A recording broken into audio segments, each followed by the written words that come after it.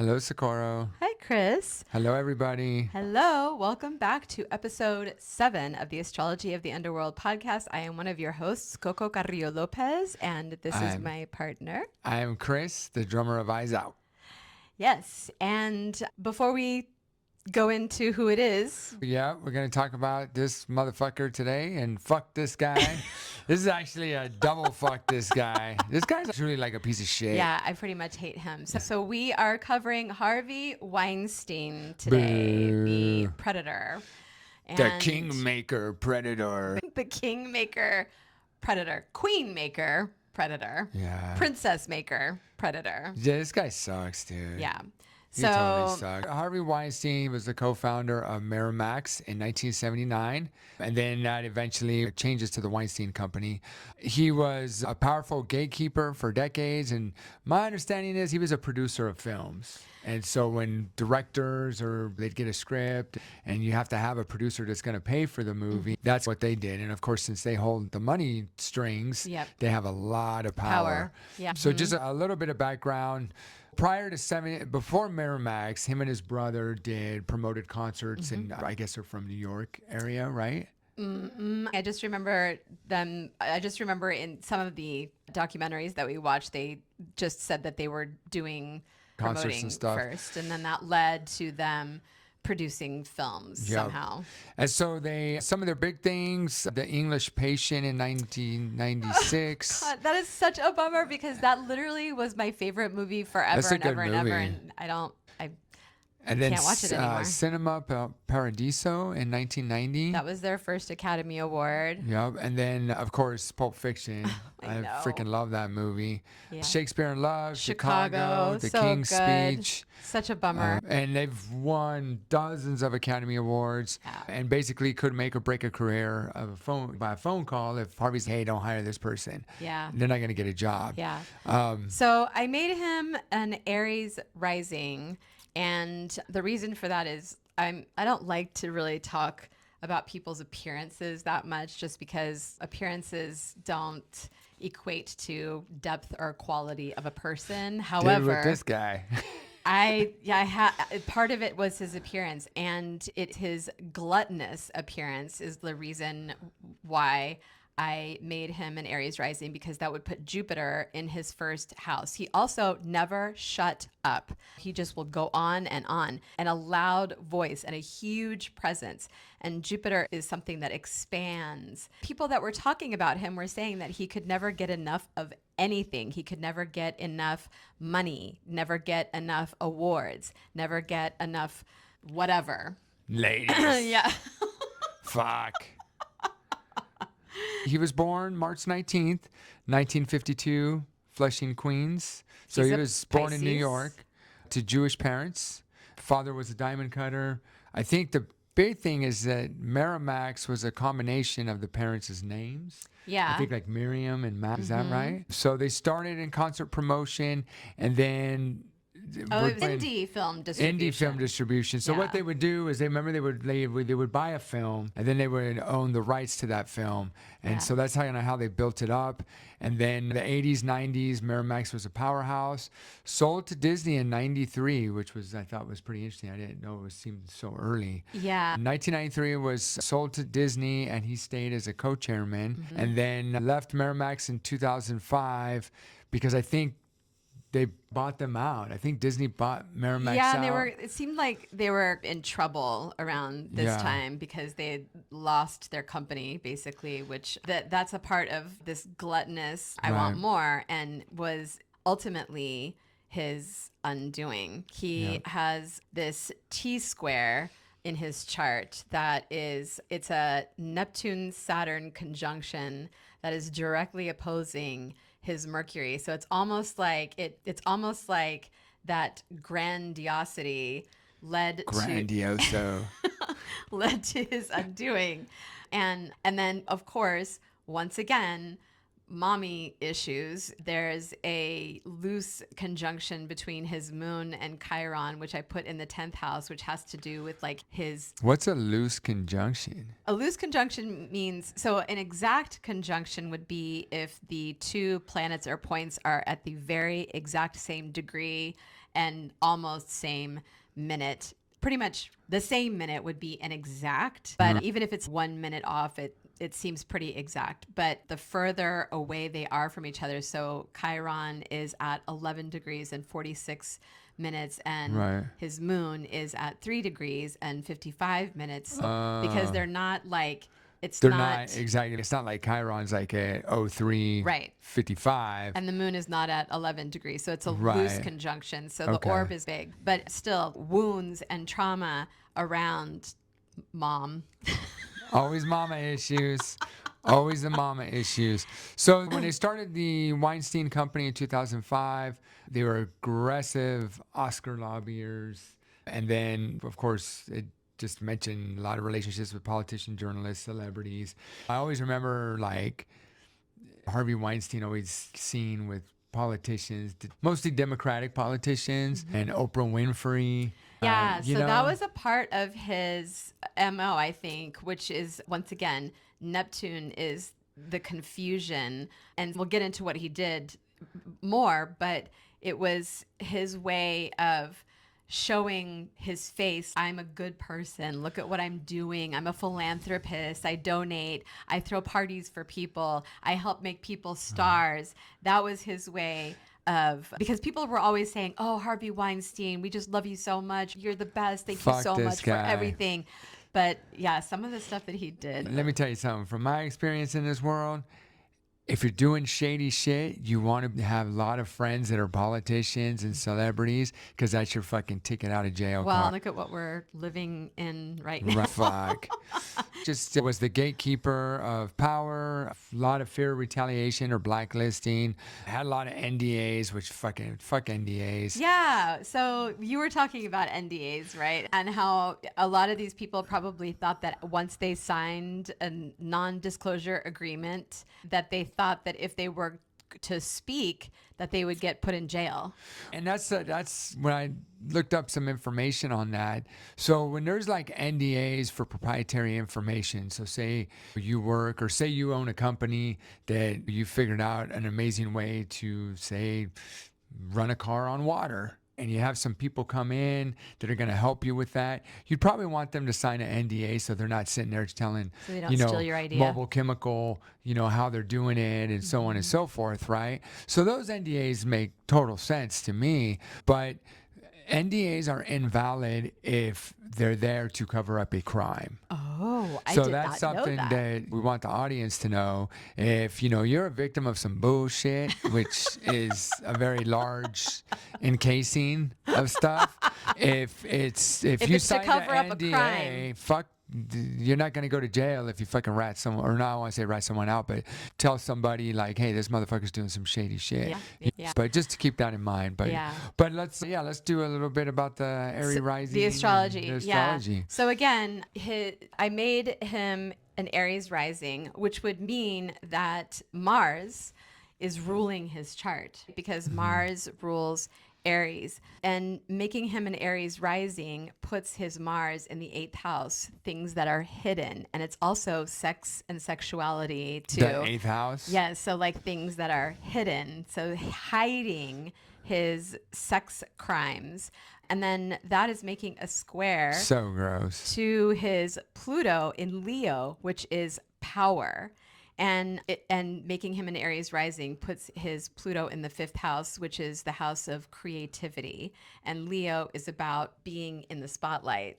And so he definitely was in the spotlight and had a lot of power and in the area of being creative. And he used that power. The Pluto in the 5th house used that power square to Mars, which is his like sex house. His sex house, yes, everybody's sex house, but and that would put his Mars in Scorpio, which is ruled by Pluto here in the 5th house. So it's like it all goes back to power again. Dude, it all makes sense. Are you connecting the dots? Yes. And I do also want to say another thing too. We always talk about this, but I feel I've been thinking about it lately. And I feel like it's unethical to someone else's birth chart without asking their permission first. So Really? With this guy? you know how you always say if you were going to date someone, you'd want to look at their birth chart first. Right. Get their permission. You don't just want to bring in somebody's birth information and say, here's this person's birth chart, because that is actually unethical. I've been thinking about it and I wanted to admit when I'm wrong. You can ask your partner, hey, can I get your information for your birth chart? I want to go to an astrologer and talk about your birth chart. And if they say yes, then go for it. But if they say no, don't, because it's actually unethical. Sorry. Yeah. If you ask the person and they say no, Yeah. then there's your answer. Just fucking run. Just fucking run. Yes. You're going to say, chances are you're going to save yourself a lot of trouble. It's true. I agree, because if you asked me for my birth chart information, I'd be like, sure, here you go. Take Right, it. I do the same. Well, especially if it was someone like I was interested in dating. If it would ask me, hey dude, what's your birth info? I would know my birth date and where I was born, but I wouldn't know my time. I'd have to look it up, but I would totally give it to you. And then again, Jupiter in the 1st house, everything about him was big. His presence was big. That was one of the things that all of the women seemed to say. Like, he just had this enormous presence because he was really tall. He was really tall and he was really big. And so he was like intimidating. He was really loud and he would never shut up. I'm going to take one for the team right now. And he was really fucking ugly. One of the women that's inside and out. Yeah, one of the women that was interviewed was like, she was saying he's a disgusting man. He's just disgusting, and that's what he looks like to me. Like, I feel like if I sat near him, he would probably stink or something. Yeah, he looks like he fucking stinks. Seriously, dude. And then this quote here is hilarious. So one of the things that happened while he was still free and running around in Hollywood is these 2 journalists wanted to ask him about something that had to do with his company being sold to Disney. And they were a couple. And the woman, I think, was like the photographer or something. And then the guy was her boyfriend or whatever. And so they were just like there just to ask him like some basic questions. And something that she said to him set him off. It was something about a movie or an actress not being used. Yes. Something like that. And it was when the whole thing started there were some rumblings of him acting inappropriately. And so I think this is like when he started to get a little bit paranoid, which is interesting too, because his Jupiter Mercury conjunction directly opposing his Neptune and Saturn conjunction in Libra. Once again, Saturn retrograde, the insecurities that he felt, and then Neptune, confusion and paranoia probably is what. Actually, I shouldn't say that. He wasn't paranoid for no reason. There were people that were starting to talk about the things that he was doing. Right. So anyway, what ends up happening is he gets this guy in a headlock and drags him outside. And there's a group of people standing around him, all of them taking pictures. And he says... Yeah, he says, I gotta say it in the voice. Gotta say it. I'm glad I'm the fucking sheriff of this shit ass fucking town. Whatever. But it was like in the context where he went off on that girl and then he came back and said that was off the record. And then it was her boyfriend said something, you owe her an apology. And he also said, no, that's not off the record because you didn't say it was off the record. Right. You already said it, so I'm going to fucking quote you on it. Yeah, and then he put him in this headlock and they were all fighting. They were like fighting outside. And it's funny when when he's talking about it in the documentary, he's like, yeah, dude, I'm literally in a headlock with fucking Harvey Weinstein. Harvey Weinstein has me in a headlock and he's thinking to himself, how did I get here? Like, Yeah. how did this happen? And there's all these pictures being taken. And not one of them came out. And the woman that was there was like so shocked. She was like, I could, and so was the guy. Remember, the guy was like, Yeah. that was like the best quote ever. And I couldn't use it because he tried to use it with his whoever he was working for, and the editor-in-chief was like, no, you're not gonna use that. So he had all this pull in where he I feel that's like his Mercury, Jupiter, and Aries in the first house. Yes, All right. very good. What? Oh my gosh, you sound like an astrologer, honey. That's amazing. What? Yeah, because again, Jupiter is your rising sign is how you meet the world. And so he met the world with this fiery, enormous presence, and he never shut up, and he was always screaming and yelling. And if you look at all these videos of him, like he's just always going off and yelling and cussing. And when I see a picture of him, I think gluttonous. Yeah. It's nasty. Yeah. Oh, yeah. Rebecca Treister asked him about right here. It was right here. Sorry about that. Oh, that's what it was, right? Yeah. And then his Mars in Scorpio, it's interesting too, because Mars is aggression and fighting and fire, and it is hidden because it's in the 8th house if he is an Aries rising, which I'm sure it is, and it never came out. His public aggression never came out. Interesting. Yeah. So this dude, I'm trying to think back before all this came out about him. I think it was like a household name.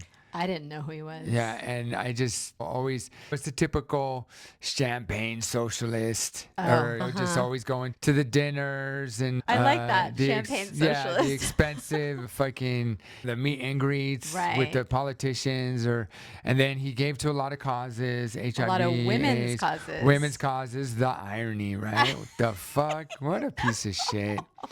He was in obviously arts. He was. When it came to Oscars, it was pretty much guaranteed he was going to get an Oscar. Probably call the shots. When he would do these things where he would get like hotel suites for private meetings and do quote unquote script sessions. With Come women. check out the script. You know what I'm saying? And then he'd say fucking, come upstairs and let's discuss your career. That's so fucking gross. Yeah. Dude, I'd be like, no, let's go to fucking Pete's Coffee. Yeah, and it was a pattern, right? Yeah. Oh, all the time. He did. Yeah. So he had this pattern. So fucking gross. Bathrobe, shower, massage. This is how it works in Hollywood. So that's what he would say to shit like that. It's so fucked up, man. Yeah. It's so fucked up. And he would do this. It was like he had a pattern that he would repeat. He would do this with every single woman. Yeah, and it's not, I hate to say this, but I guess it's not shocking. We've all heard stories of Hollywood. Yeah. The casting couch. Yeah, I was actually shocked at how bad it was when I started hearing really there's a recording of him, the way that he's talking to these women. It's like he sounds so desperate. And so he's now in prison, and he's going to stay there forever. So that's one of the reasons why I put his son in the 12th house, or made him an Aries rising, because that would put his sun in the 12th house. Again, almost at the anaretic degree. It's 28 degrees, 49 minutes. So he's like the cause of his own undoing. And something else interesting too is, remember what happened to his... Oh, absolutely. So real quick, I was going to say he's in Rikers right now in New York. And when he's done with that sentence, then he has to go to California and serve a sentence. So to your point, yeah, he's going to be in jail for a while, which is good. Around 1999, and this is already after he had a lot of his assaults happen prior to 99, but around 1999, there was this information that came out that he had to have emergency surgery, and nobody really knew what that was at the time, but now we know what it is. And so he had developed Fournier's, I think that's a French name, Fournier's. It looks like Fournier's gangrene, which is a severe bacterial infection of the genital area. Real quick, this is what I think that happened is, prior to drugs like Viagra and quote-unquote ED drugs coming out, there was a drug called Muse, M-U-S-E, and another one called Caverject. It was the same It was the same drug, but it was just different dosage forms. So Muse was a penile implant, or not an implant, but a penile suppository. If you were wanting to, if you had erectile dysfunction and you're going to have That sex, sounds painful. you put that inside your urethra, Oh my and God. then it causes the vasodilation and you get an erection. And at some point that got to Caverjack, which was the same drug, but instead of this suppository, this was a injection that you would inject in the head of the penis that would then obviously cause a vasodilation and you would get an erection. He was using these Caverjack injections, and my guess is that he got an infection from it because he was using that while he was doing all this sexual assaults, which his staff or his assistants were like, they had to keep the Caverjack in stock. Yeah. 24/7. Yeah. So he gets this thing, and it's disgusting if you ever look it up, but it's basically a gangrene in the groin area. And so he had to have surgery, and typically they do. And so he got I believe all of his scrotum removed. Oh my God. And so his testicles had to be placed in his inner thighs. That's right. Which is typical when they do that. I mean, Yeah. it's not like it's a common infection, but Yeah. it can happen. He has this loose square from his sun in Pisces to Chiron in Capricorn here. And if he's an Aries rising, Saturn, Neptune, loose conjunction in the 7th house, which has to do with relationships, and Saturn retrograde, right? So all of that, all those insecurities turned inward. It's also in a T-square, which that kind of energy can be extraordinarily challenging with his Uranus and Cancer in the 4th house and his Chiron over here and Moon in the 11th house. And it's ruled by Saturn, right? So ruled by all of those insecurities. And his sun is in a loose square with Chiron in Capricorn. So Chiron is the wounded healer. So wounding, and that became a part of like his self-undoing. I'm assuming that his genitals being deformed probably Yeah, he came back with a vengeance. His insecurities, remorse. So Yeah. apparently his junk was already like fucked up or something. Right. So after this thing, it was even fucking worse. Yeah. Victims basically all identified his junk as being weird. They could all say, yeah, it's this and that. Yeah. As I opposed, didn't look at the pictures that you showed me very Well, it's not his carefully. junk. I know, but what I'm saying though is that you showed me like an example of it, oh, and it's it is disgusting. like unreal, like nothing I've ever seen before. And not to shame anybody who has something like that going on, but I'm just saying that for him, it seemed like that fueled his anger even more. Oh, absolutely. Because after he came back from that, he was still full speed ahead. When did he get? That happened in 99. So yeah, February 2020, convicted on 2 counts. So that's 21 years after he had this issue. And for those 15 years or 17 years until the rumors started really flying, he was still doing the same shit. Yeah. And it was Yeah. probably even, to your point, I think his like insecurities were even worse. Yep. Because he was just like so fucked up. Yeah, I totally agree.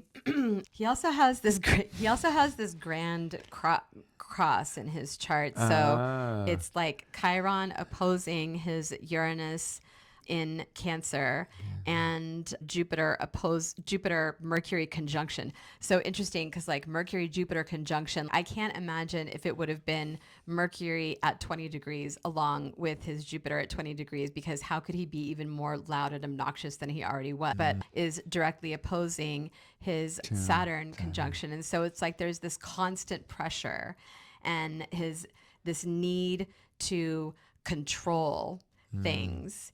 And That's what he did. Yeah, and using his narrative as a weapon. Right. So what happened, or how he got caught, it was almost like he was being closed in on from Right. 2 different...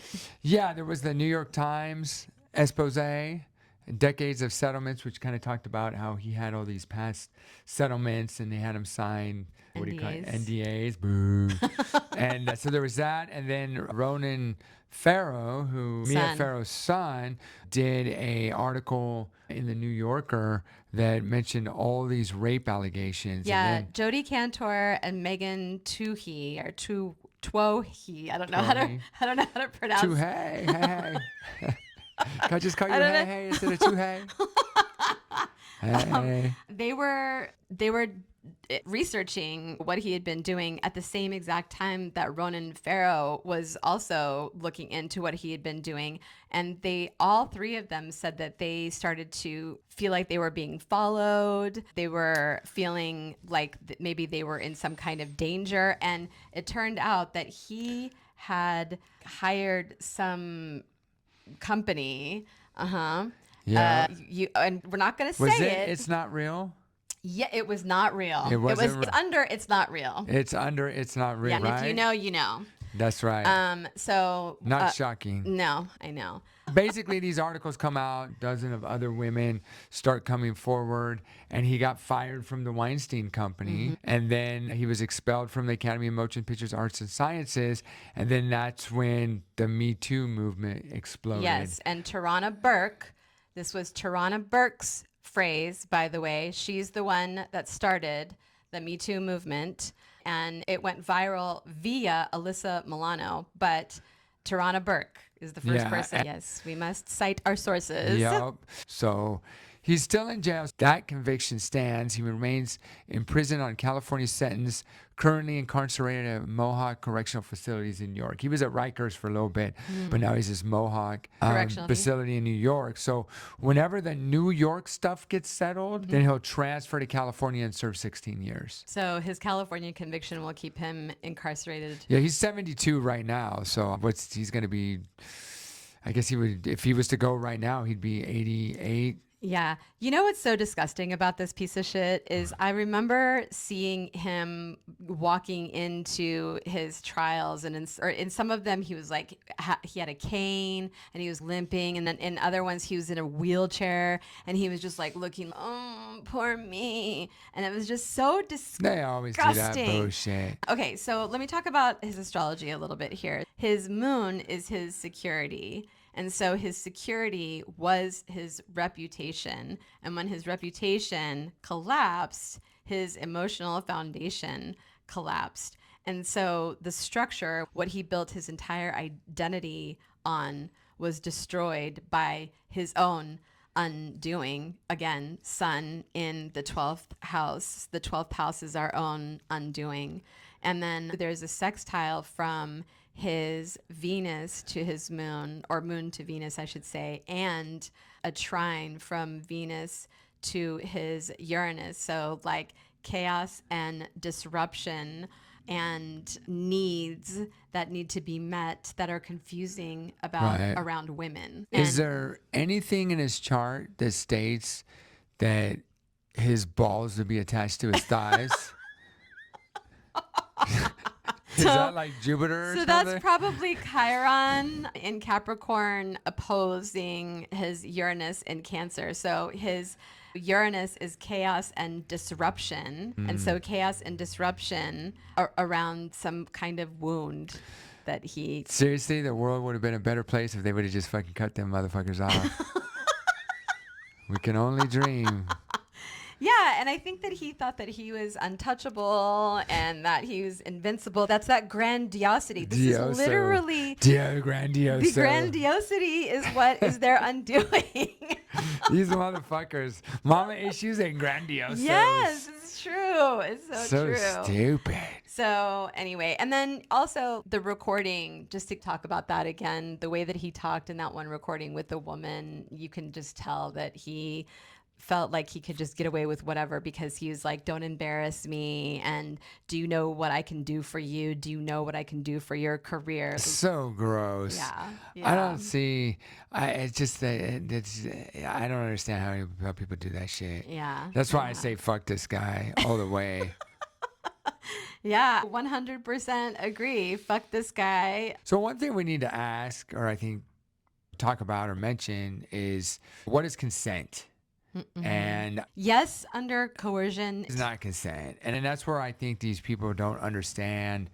Not, I'm gonna say, I think people don't understand the power Right. dynamic in that. When you're, I mean, as a drummer, that's my art. Right. If someone said, "Hey, you need to suck my dick before you can play I'll this make show," you I'll make you a global star if you do suck this. my dick. No, Yeah. and I've never been in that situation, and I can't imagine. And Well, it's and so, you're not a woman. I'm not a woman. It's just, it's disheartening. These young women were so excited to just be in his presence because they knew that he had the ability to make them a star. And some of these women that I was watching in the documentaries, it was heartbreaking because it's like he broke them. It's like they went in with all of this wide-eyed naivete, but feeling like I left my small hometown to become a star, and now I'm talking to Harvey Weinstein of Miramax, Right. and he's made all of these women stars, which makes me wonder how many of these women did that and never said anything, which is really fucking annoying. And how by many the of way. those women did that where he actually had no intent to do anything with them but that? And Yeah. was just like, oh, yeah, okay, my people will reach out to you. And then they're just ghosted. Yeah, people need to speak up. Yeah. I know that it's like scary and it's hard, but the more that do, the sooner things will change. And once again, I'll just talk about NDAs. Like I said, when it comes to proprietary information, I get that. That's not an issue. But if someone asked me to sign an NDA for some fucking shit, I'd be like, no. Yeah, there's so many things about it that are awful because it was like he was also using fear tactics, like some of the things in the NDA that these women were reading out loud, and also some of them only got $100,000. Yeah, it wasn't like they got a lot of money. Yeah, I could understand it if you got like $10 million or something like that, but $100,000 to keep your mouth shut, that's nothing. Anyway, I just feel like his chart definitely reflects his pathology. And I think this just goes along with all these other dudes that we've been talking about in this podcast. Mommy issues, Yeah. some type of Power. over people, Yeah. specifically the majority of the time it's over women. Yep. Yeah. And it's just a fight. This guy had over 80 freaking women.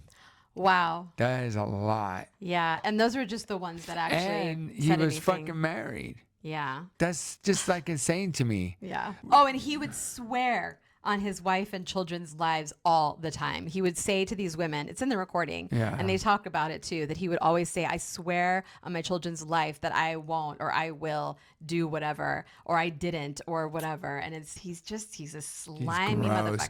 motherfucker. Can you, like, for us that aren't astrologers, just a quick summary of if you were to wrap him up in an astrology nutshell, Yeah. what would that look like? I would say the Jupiter Mercury conjunction in Aries and his Aries rising, and he's an aggressive, grandiose. Yeah, so And then his Sun and Venus and Pisces it's once again his own undoing, but also coming across as caring, but not really Right. caring. His Mars. that's so ham, dude, in that Yeah. recording. Oh, come on. Yeah. This is Yeah. so weird. He's all trying to say all nice. Yeah, his Mars in Scorpio, which is ruling his Mercury Jupiter conjunction in Aries. So his aggressiveness, his anger that he has hidden in Scorpio, he is using. His hidden aggression is what is ruling that Mercury Jupiter conjunction. And then his Moon Chiron loose conjunction in the 10th house.